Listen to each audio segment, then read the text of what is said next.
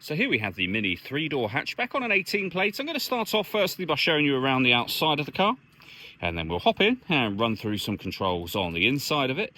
From the outside you can see it's a 3-door car, as I mentioned, with alloy wheels. We're going to start off inside its boot space first. As we approach the back of the car, you can see we have plenty of boot space, along with that 60/40 split folding rear seat, should you wish to increase this space even further again. And then this tray section can lift from here. It stores away behind those seats and gives you even more space again. Okay, so we're just going to work our way back around to the front of the car. And then, as I mentioned, we'll hop in and run through some of the controls on the inside of the car from there.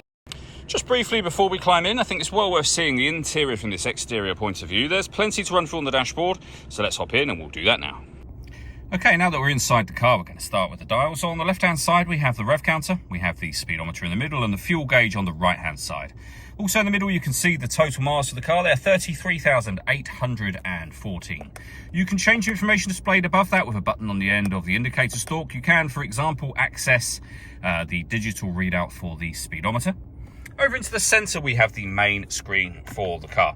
So from the main menu, all the movement we're making, firstly, is done using this dial just here. You can go into certain menus directly from these buttons, but the dial will do everything. So you can rotate it to phone, push it down, and then from in here you go to Bluetooth devices and pair your phone.